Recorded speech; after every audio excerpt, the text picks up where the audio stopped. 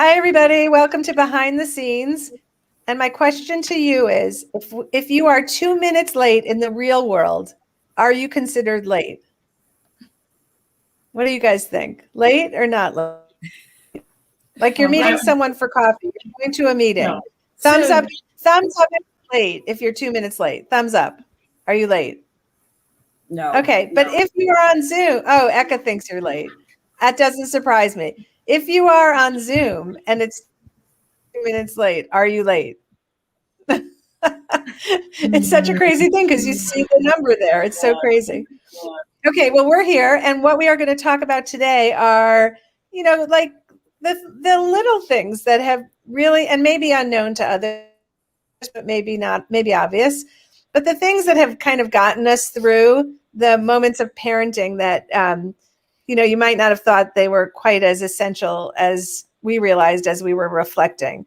So I had to think hard about it, but I came up with a bunch. And some of them are ones that we all kind of came up with. But the one that really stood out for me was something that totally bugged my kids. So I had to put every single thing in a calendar that had a notification. Like it wasn't just enough to have it in my calendar and look in the morning. It had to also give me some kind of beep, like the timer on the oven that made me every single time go, wait, what's that for? I had to have the beep that I would then go check and say, what am I supposed to be doing? And so they would see their names in my calendar, whether it was a handwritten calendar or it became my digital calendar.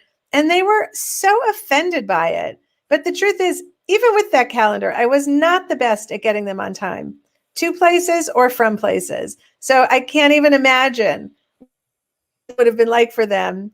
It would have been one of those things where they would be coming out of school and the administrator would go, oh, there are the Borison kids again. So fortunately, the notification saved me from being that mom. Kids always. Okay, so that's mine. That calendar with notifications saved my life. And I'm going to go to Mindy. Thanks, Sue. Calendar for sure. I had a big one on the wall, the marker one that raced it, or you could erase it. But for me, I have to say what helped me get through two things. It was a combination of two things. It was going to the gym and getting some exercise while I talked to a friend on the machine next to me. So whether we were doing an elliptical or walking on the treadmill, and to be able to talk and vent or go for a walk or run back in those days when I was running, to me, that's what helped me get through, was the getting out the stress or whatever it was with the physical, and also mentally talking and sharing with a friend. Couldn't have done it without my group of friends. I owe them a debt of gratitude. So that was mine. Eka, I'll throw it down to you. Thanks, Brittany. Good morning. I'm going to go with my husband. We had made a deal early on when we had kids that if I turned out to be really sucky at the job, that he would take the kids and divorce me. So that was a deal we made like really early on. So he was great in helping me either figure out what we should do together. He was, no matter what I did, that even if it was good or bad, he always had my back. And then we had these amazing conversations in the bathroom with the door locked and the fans on so nobody could hear us. So he was really great to bounce ideas off of after I had kind of vetted them with friends. And then it was great to have somebody who was willing to have my back, because I know that always doesn't happen with parents, with, co-parenting with your spouse. So that was really good. And then I'm hoping I was the same for him, but between just us, he didn't always have the best ideas. But anyway, that's what I'm going to go with, and I'm going to send it over to Jen. That's awesome. I like that pact you had with your husband. Would never have occurred to me, I don't think. So I wrote down two things on my teeny weeny little Post-it note here while we were talking. Obviously, I agree with the friends big time. I would never have made it through without my friends and my sisters, who were just, it's great to have a friend who's just, or a sister who's just like a couple years ahead of you, because then you get the longer view. Like, yeah, it sucks right now, but this is going to suck even worse in 2 years is usually what you find out. So thanks for that, guys. So on my teeny weeny post-it note, I wrote two things. Starbucks, because I would not have made it through without Starbucks in particular. It had to be Starbucks. One of the great things about Starbucks was I could make it seem like it was a treat for them, but really I was rewarding myself. I'd be like, hey guys, if you can leave the playground in 10 minutes without crying, we'll get a treat at Starbucks. And they're like, oh, okay, all right. Like, that's a double win. And then I also wrote down the pets. I'm sure other people will talk about this too, but you know, when you're trying to get through parenting, sometimes you need the pet therapy, sometimes they need the pet therapy. I don't know how people do it without pets. I just don't know. That would be a non-starter for me. Kamira, off to you.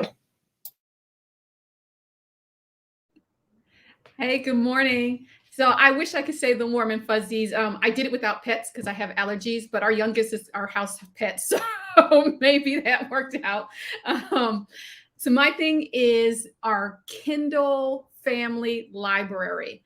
And I should say it's because sometimes like this semester I had all of the books for two of my son's classes in there was great. Or I should say it's because we do family book club or any of those other reasons. But really the reason it saved me is because it gave me something to do during all the waiting in carpool, the waiting in doctor's office, the waiting while they were doing extracurricular activities, all the waiting that nobody ever tells you about when you're expecting or planning to have a kid. If I didn't have a book to read, if I didn't have that little Kindle and could pull up, I don't know what I would have done. Also, if we didn't have the family account so that when our kids were like, I'm bored, especially on vacation or something, and I could say, go to the library. There's something for you on the library app, and they would go. So that's my one thing. Who are we? Jody? Hey, good morning, everyone. So I was thinking about this, and I mean, the list is kind of long when you look back on it, but I would say the two things that I feel like were huge difference makers for me. One, and this is kind of funny, is a minivan, which, by the way, I still have one. But it was huge because it allowed us to, you know, carpool. It like just there were so, you know, which involved the, you know, the literal thing of getting places, and then the fun thing of listening to my kids talk when they didn't think I was listening.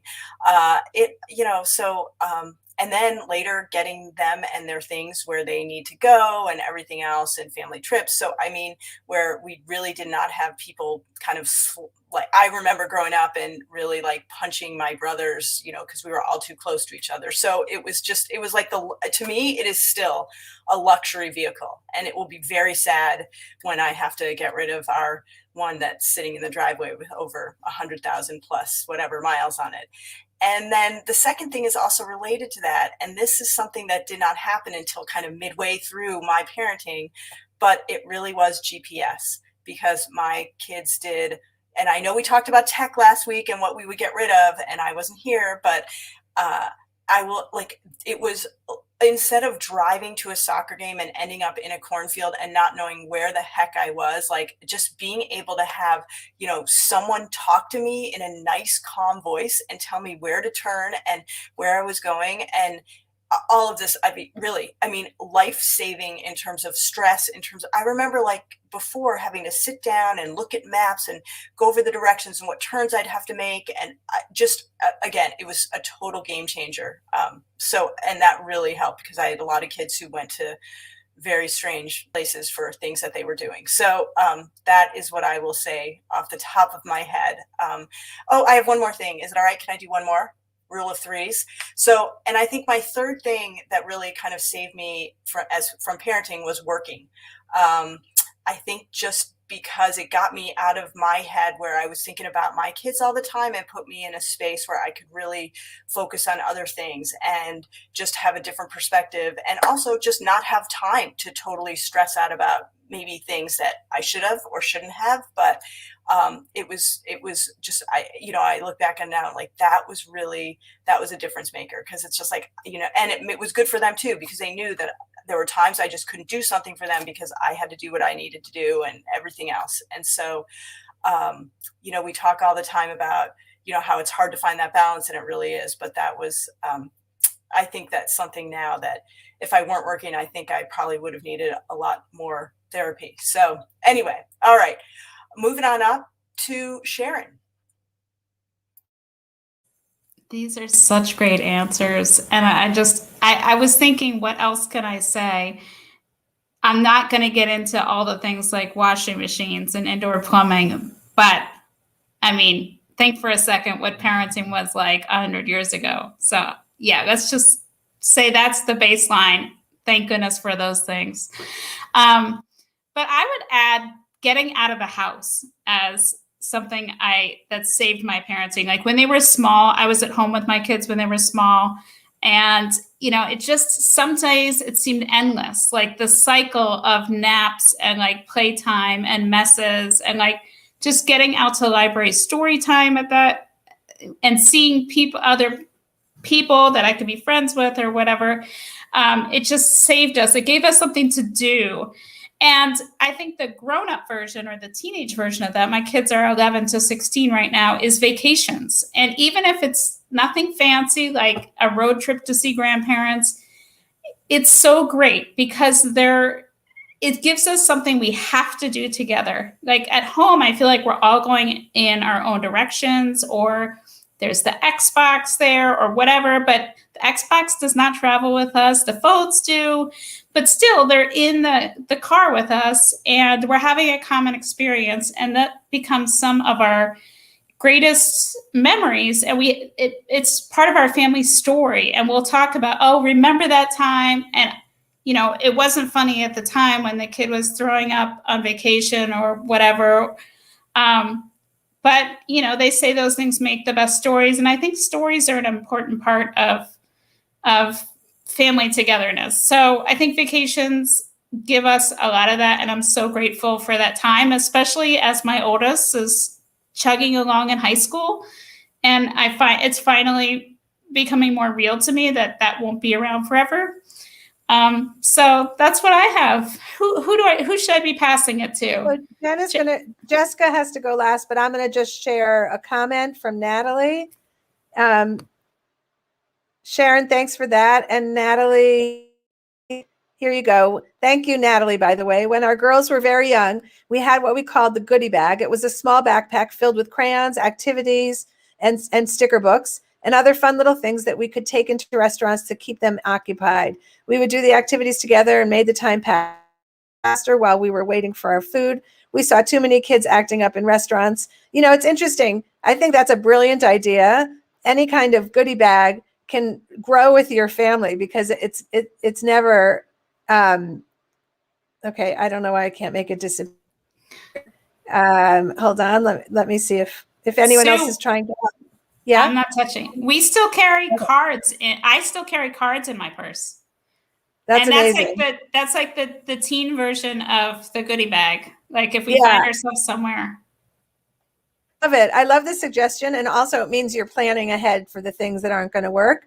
But I was thinking, I wonder in restaurants today if you'd mostly see kids on iPads, right? Like that's the activity while we're waiting for the food to come, which, you know, as a fellow traveler, I don't really mind it. I don't know if I'd mind it as the parent, but you know, it does keep kids occupied. Okay, Jessica, bring it on home. All right. So I asked my mom this question this morning, you know, what got you through raising teens? And she told me a very interesting story. She's like, I don't know what age group everybody is in and that they'll understand. But she's like, when I was in college, every Sunday morning I would call home. But in order to call home, I had to, you know, go to the phone. I had to call collect.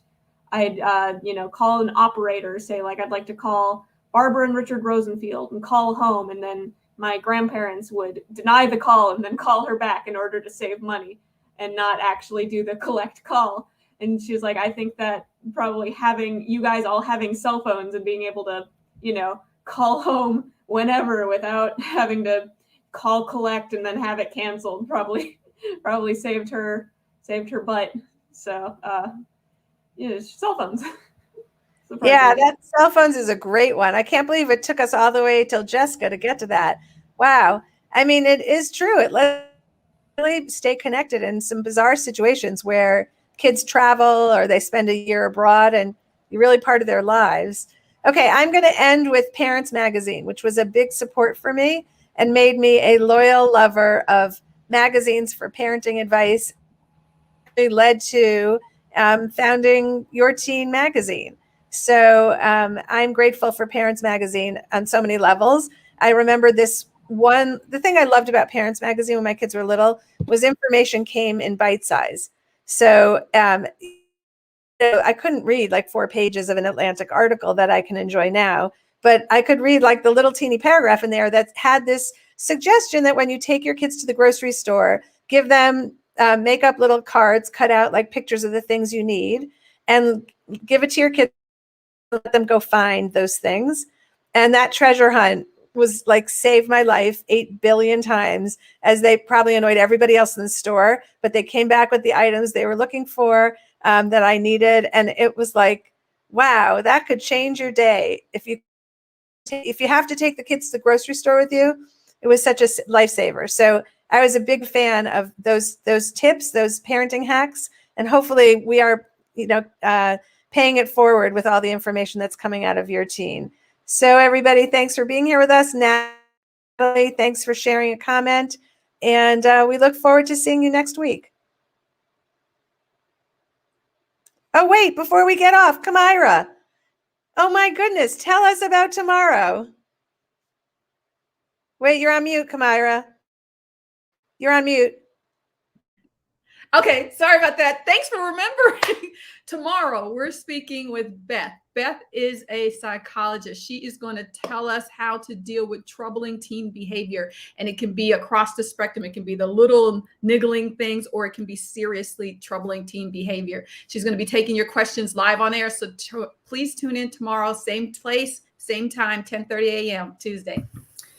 Kamara, one quick question while we're on that. Someone asked me through Facebook message, if they can't be on live, where can they listen in on that or watch that? Maybe you could share that with the audience in case there's other people that can't be there tomorrow at 10:30 but want to view it. Absolutely. Our replay is always up on the Your Teen Facebook page, and it's also up on our YouTube channel, so they can always catch the replay there. All right, everybody. Thanks so much for being here with us.